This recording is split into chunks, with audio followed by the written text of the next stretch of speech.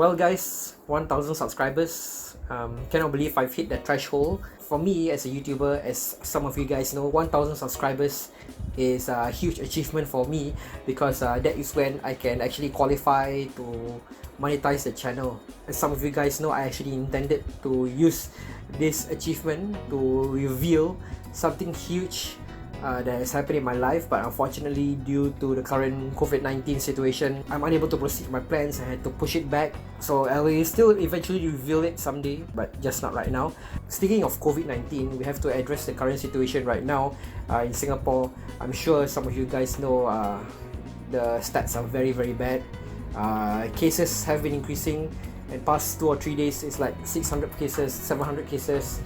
Right now there's over like 5,000 over cases that has hit Singapore currently, and the government of Singapore has actually implemented a circuit breaker, a so-called partial lockdown of the country to slow down the spread of COVID-19 here in the country. It's highly encouraged for people to stay at home, not to leave. For me, most of the time I've been working from home, but for most of our frontliners, unfortunately, essential services still has to continue. Food still has to be delivered, and restaurants still need to run. And for the rest of us who are currently staying at home, please, I urge you guys, stay at home as much as you can. Try to leave the house only if you need to, and take the necessary precautions. Don't really need to say this much. Anyway, in regards to my YouTube journey, I would have made it this far without the help of my friends, my family, random strangers whom I met down the street, people who are willing to be interviewed, strangers who came up to the camera and basically said hi. Vlogging has definitely brought me a lot of opportunities, and as a YouTuber, as a content creator, you struggle to find the content, you struggle to find stuff to talk about. Really, my appreciation and gratitude to the people who are involved in my vlogs, and a special shout out to Zah and Ashkin for being heavily involved in my channel, my YouTube channel, my vlogs and everything. They've definitely been a huge contributor to my channel, so I really want to thank them. And hopefully once the Malaysian lockdown is over, maybe I'll treat them to something, I don't know. As for you guys, the viewers, all I can say is thank you. I'm forever grateful to you guys who leave a comment, who like, even subscribe, and even the negative comments. Because all of these likes, all these comments right there are the ones that actually bring out the exposure of the videos and my channel to the rest of the world. So thank you so much. I know that many people are looking to my channel because of all my moto vlogs, all of my riding vlogs, my touring vlogs. But unfortunately, due to budgetary reasons and time constraints, and myself having a full-time job, unfortunately I am unable to do more moto vlogs, do more riding vlogs due to my limitations. But eventually, hopefully, when I go into full-time YouTubing, I do intend to do that, and that is actually my plans, actually, to be a moto vlogger, to basically record all my road trips, if possible. And to end my so-called 1000 subscriber vlog special, yes, I've actually did a Q&A. Unfortunately, 5 people only sent in questions, so I'm gonna answer them. The first one came from Aiman, one of the first YouTubers that I met. I did the Raya special with him. He said, what are your plans for the future of the channel? And also another person, Muhaimin, he also asked me somewhat the same thing. What's the next big thing gonna be? So what my future plans for this channel is to eventually go into motor vlogging, travel vlogs if possible. But as said, due to my current limitations, I'm unable to proceed that. But for me right now, I still continue my content of doing vlogs of whatever I find interesting. But eventually I do want to concentrate on one thing for my channel, which is motor vlogs and travel vlogs, and hopefully we will come to that someday. Another question, okay, what is the most unforgettable experience you've had while vlogging all these years? Okay, I've only vlogged for like 2 years plus, and I have to say that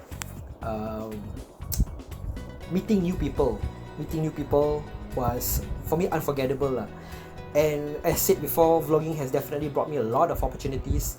So I met a lot of mini celebrities. Like recently I met Yulina while I was recording a vlog for the BMW bike group, and also long distance rider Jivina Huang, and also Rahim Rasad from Ride on Bus, Both of them are experienced overlanders and meeting random strangers. And a lot of people have been more than willing to be in front of the camera. And for me, meeting new people, that is unforgettable to me. So another question. Okay. Why do you speak English in your vlogs? Do you speak Malay more? Okay, this question actually comes up a few times, not only from me, but also viewers from Malaysia. The reason why I mostly speak English in my vlogs is because I'm more proficient in English and I'm more comfortable in speaking English in front of the camera, because I don't tend to mess up words that much. But also I want people who don't really understand the Malay language, people who are not proficient in Malay language, to understand the vlogs, you know. And honestly speaking, I do put subtitles in the vlogs, right?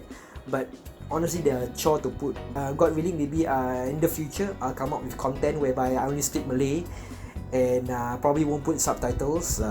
We shall see how lah. I do have an upcoming vlogcast whereby Ashikin has interviewed a few of her friends, and they are speaking Malay only, so that would definitely be a chore for me to put subtitles.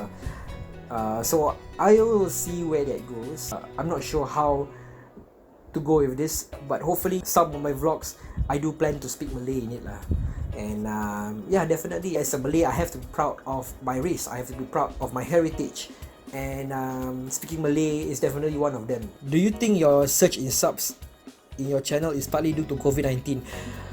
Yes, definitely. My surge in subs, my surge in views, my surge in comments, likes, COVID-19 has definitely contributed to that, because I think majority in the lockdown, there's nothing much to do. For some people, YouTube is probably the entertainment other than watching TV. People definitely have been watching YouTube to let the time pass, and that is fine. And for myself, I myself, because I'm currently working from home, I've had a lot of time to edit all my vlogs, clear all my backlog, which is why the past 2 weeks I've been coming out with content almost every day, because I had time to edit all the vlogs basically.